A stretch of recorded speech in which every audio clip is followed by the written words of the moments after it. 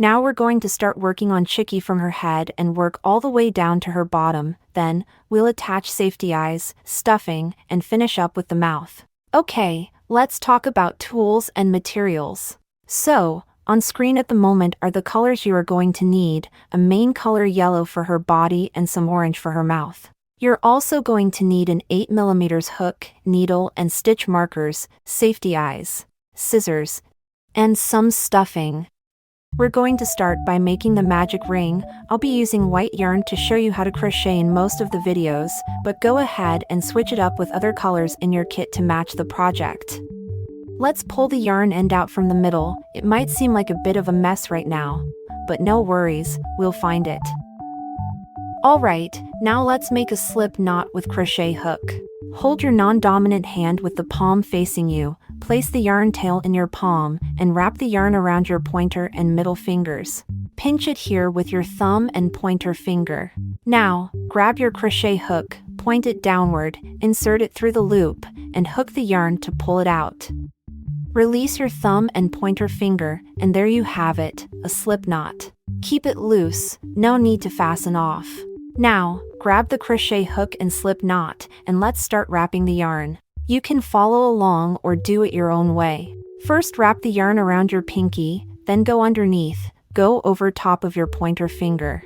And then you're going to pinch the slip knot with your thumb and middle finger here. Now, let's take a look at the loop on the crochet hook. We'll always keep it just a little bigger than the hook. Just like this. This ensures that our stitches won't be too big, and it also ensures a smooth pull-through of the yarn from this loop. If the loop is too loose at the moment, use your pointer finger to pull the yarn back to adjust it. If this doesn't quite do the job, grab the yarn here and pull it, making it a bit tighter around your hand. On the flip side, if the loop is too tight, just pull your crochet hook to loosen it. Alright, now raise your pointer finger slightly, pull the yarn taut, point the crochet hook downward. Now rotate it around. And then over the yarn. This is called yarn over. Now we're going to pull it through this loop. When the hook's tip is close to the loop, gently raise the crochet hook, ensuring a slight angle between the hook tip and the loop, just like this, then pulling the yarn through this loop. Then, rotate your hook back to its original position. Now, we're going to pull it tight. Next, let's get into making our first single crochet. Now, point the crochet hook downward. Then insert it in this loop here. Now rotate it around, and then over the yarn, we're going to pull it through this loop. Now, rotate your hook back to its original position. Okay, we've got 2 loops on the crochet hook. We're going to yarn over one more time, then pulling the yarn through these 2 loops. Alright, point the crochet hook downward, rotate it around and over the yarn. Now lift the crochet hook, ensuring a slight angle between the hook tip and the loop, then pull the yarn through these 2 loops. Congrats, you've completed your first single crochet. Let's take a look at what it looks like. This V-shaped loop is your first single crochet stitch. Let's go ahead and attach a stitch marker to it. Remember, always place a marker on the first stitch of each round, so you can keep track of which round you're currently working on. Besides, if it's tricky to control the yarn tension by pinching here, you can also pinch it together with your ring finger. Let's work on the second single crochet. I'll still go at a slow pace to make sure you can follow along, but if you've got the hang of the single crochet, feel free to continue working on the remaining stitches at your own pace. Before we start, remember to adjust this loop on the crochet hook to be just a tad larger than the hook itself. Okay, point the crochet hook downward, insert it into the loop, rotate it around and over the yarn, pull the yarn through. Alright, 2 loops on the hook now. One more time, point the crochet hook downward, rotate it around and over the yarn, pull it back, adjust the angle, pull the yarn through these 2 loops. There you go, we've just finished the second single crochet stitch. Now, let's move on to the third single crochet. Insert the crochet hook through this loop, rotate and grab the yarn, and pull it through.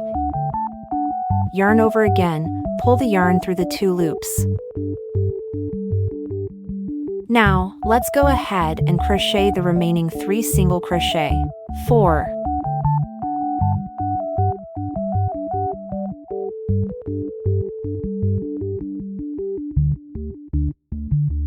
5.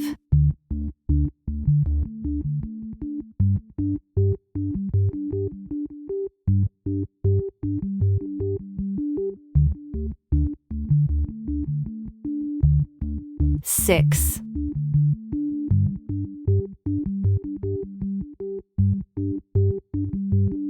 Now, let's do a quick count to make sure we've got the right number of stitches in this round. Each V shape is a stitch. If those V are a bit fuzzy, just count the little slightly dipped horizontal lines. Each one stands for a stitch. 1, 2, 3, 4, 5, 6. Remember, once you wrap up each round, take a moment to count the total stitches of that round to make sure your crochet game is spot on. Okay, time for some crochet magic. Let's check why we call it a magic ring. Hold your crochet hook, pinch your project here with your thumb and pointer finger. Now, pull the yarn tail with your other hand, and just like this, the circle magically tightens up. So far, the magic ring is all set, so the first round is done. If you're having trouble pulling the yarn tail to tighten the magic ring in the final step, or if you accidentally messed up a stitch along the way, all you need to do is just rip it out, then insert your hook back into the last correct loop to restart. This is actually called frogging in crocheting because rip it sounds like ribbit, just like the sound a frog makes.